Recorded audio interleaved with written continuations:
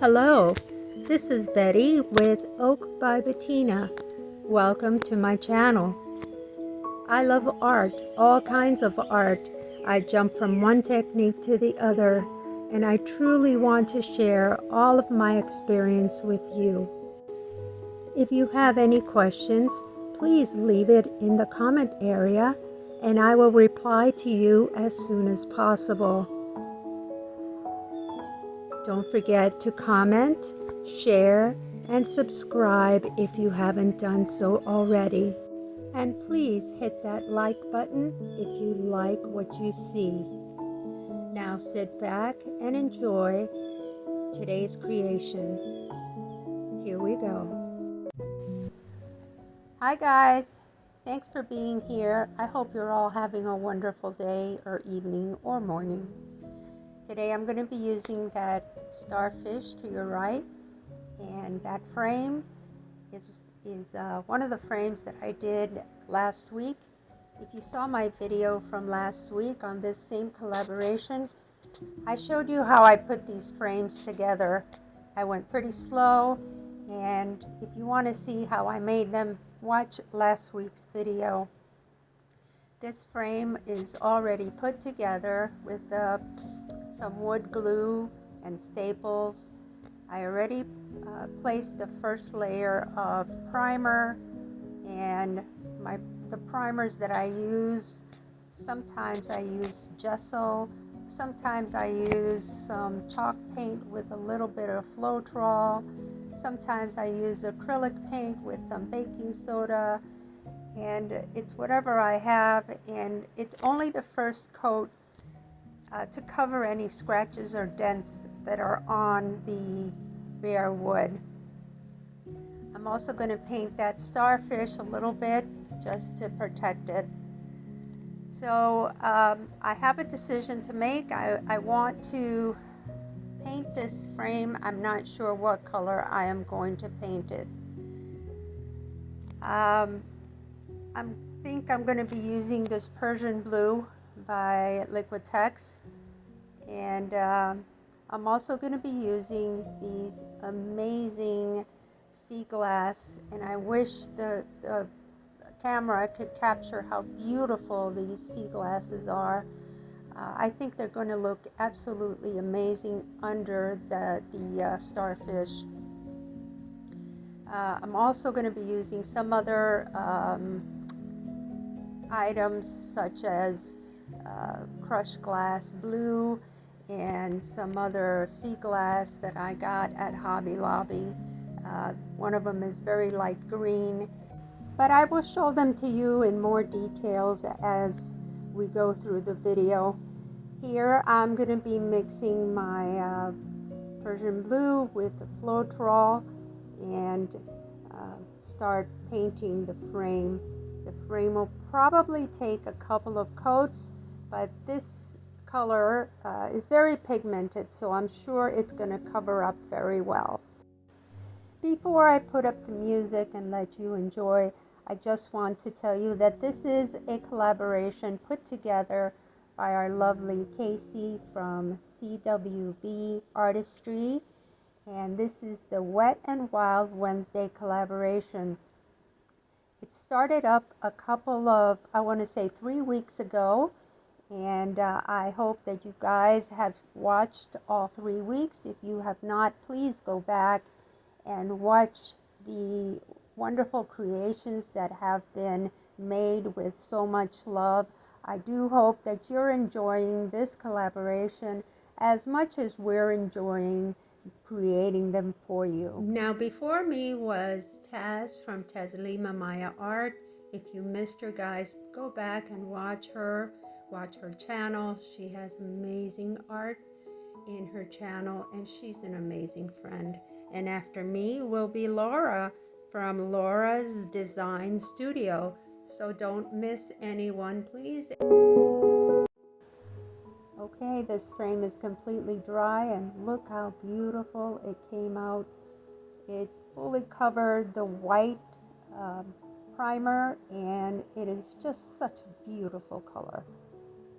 And I also put a layer of this Bear Stain and Poly white, antique white stain on these starfish, just for protection, because it's not going to be completely under resin, and you know, we have oil in our fingers or skin, and if it's touched, so it stays nice and clean and protected. So I'm going to clean up a little bit, and here we go. We're going to get started on the next step. This is the front of the frame, and if you remember last week when I did this, I put this plastic on in the back, and I am so happy with it. It is very smooth, it is very tough. It just came out perfect, and I'm very happy with it. So I'm gonna use it again. I think I'm even liking it better than glass. It's very sturdy.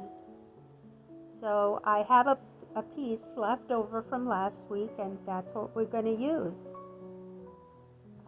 I'm going to first lay it down on top of, or the frame on top of the plastic, to make sure that I have enough.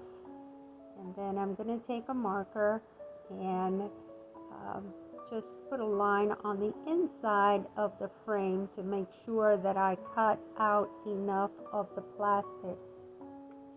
Now when I cut this out, I am going to cut it with a little bit larger than the frame, frame that I just painted there. I'm going to leave about, I want to say about ½ inch more, so that I can glue it down to the wood frame. Now this plastic is the plastic that you use to cover or protect a document. It's very soft. I would rather use the firmer plastic, the harder one, but you know what? This is what I have. This is what I'm using, and it works, so why not? So after I finish cutting this out, we are going to clean the plastic, take that marker color away with a little bit of isopropyl alcohol, and here I am stapling down the plastic. I am going to pull a little bit on that corner to give it a little bit more, making the plastic a little bit stronger, and putting down my 4 staples. Now this is ready. It's ready for the hot glue.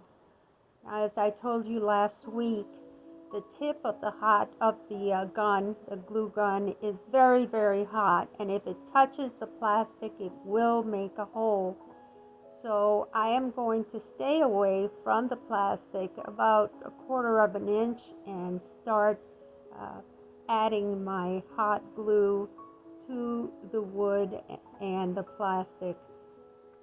The only trick to this is you got to make sure that you cover every single little spot of the plastic next to the wood without leaving any spot at all, because if not, the resin will leak out, and boy, it will create a huge mess. So make sure you turn this around, you look at it and look at it again and look at it a 3rd time. Make sure that it is completely covered. Once the resin is on and dry, you will not see that glue. And so here I am drying the glue and making sure that everything is completely covered. It's really extremely important that this is done. So now I am going to start with my crushed glass and the sea glass and start putting it down.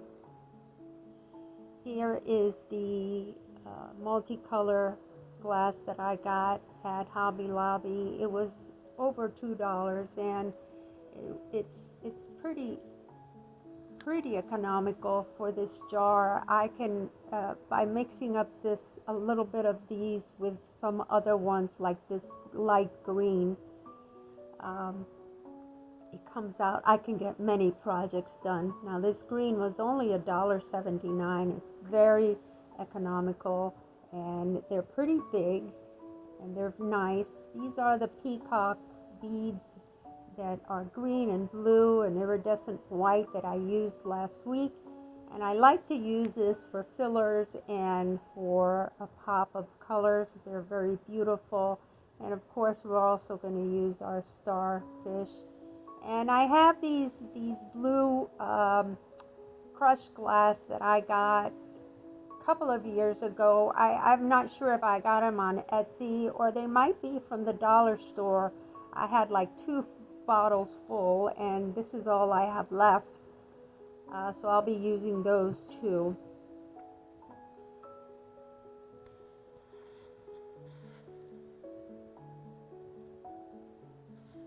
Now here I'm putting down the crushed shell, or it's not sand. This was a leftover from a project my grandson did for the last days of school before summer started, and I knew they were not going to use it again, and I saw them and I grabbed them, and I love them. I like it much better than sand. I'm going to see if I can find some more. So I took in that bag all the crushed glass, the blue one, the multicolored one, the light green, some pebbles, and I mixed it all together. And here I am moving the big pieces to the corners because I want the starfish to be able to sit in the middle, as many of the legs as possible to sit on the rocks. So I am moving it around and adjusting them as needed. I'm adding some more here and there, moving around the colors to just make it pop in different places. Let's see how this looks. Oh, wow. Wow, how pretty. Look at that. Oh, I wish you guys could talk to me. This looks lovely. But I'm still going to put a little bit more.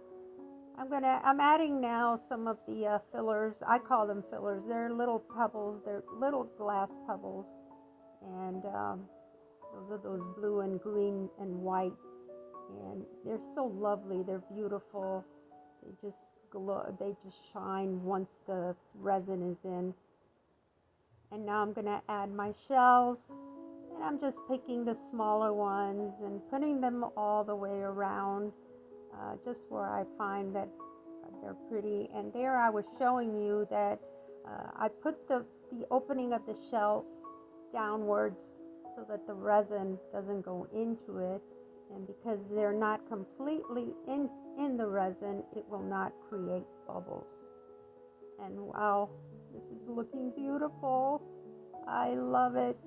I'm adjusting that little point because it's standing up. So I'm putting a larger piece of glass in order for it to have a place to stay down on. And I'm happy. I'm happy now. I'm not going to touch it anymore. So I'm going to get my resin now, and I'm going to mix my resin up. I use craft resin. It is a 24-hour curing time, crystal clear. It has excellent UV protection, odorless. It is really, really odorless. And I'm very happy for that. It is non-toxic, no VOCs, no PBA, non-flammable, and bubble-free. Well, it does have a little bubble, but honestly, it doesn't take much effort to disappear those bubbles. And I have been using this resin for about 2 months, and I'm pretty happy. I really am. So I'll be back. Okay, here I am. I have mixed this resin up for almost 4 minutes. It is crystal clear. And I am going to start adding this resin to my project, to the frame. And it is extremely important that you start all the way on the end side of the frame, making sure that all of the ends are covered first. And the resin will move in, especially when you add that hot gun, or when you add some heat to it. But it is important that you get all those corners first to make sure that it seals the frame. And once I am done adding all the resin to the sides, I start adding it to the rest of the area in the middle. But right under that bottom piece of the starfish, I am lifting the starfish to make sure that it gets resin right under there, because that is the only part that it's lifting up a little bit, and I just want to make sure that it is also covered by resin. So I'm going to add just a little bit more right there. And now with the remaining amount of resin that I have in the cup, I'm just going to spread it all over the place. So I will put up the music up again and let you continue watching until we have to cover this up until it dries. And I'll see you again tomorrow, which is in a couple of seconds.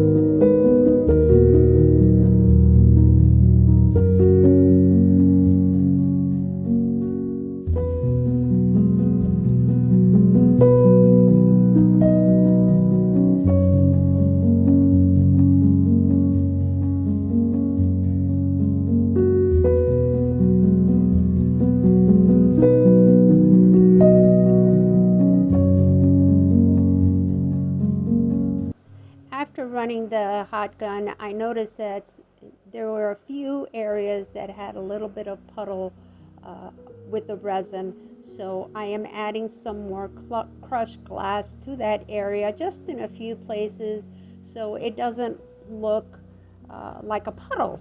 But you can't overdo this, because if you do, once the resin dries tomorrow and you lift up your frame, they're not going to stick to the resin, and it's just going to fall off. So anything that you add, you got to make sure that it touches the resin, and that's what I'm doing here. I'm adjusting those crushed glass, making sure that the puddles are covered, but that the rocks or the glass is also touching the resin.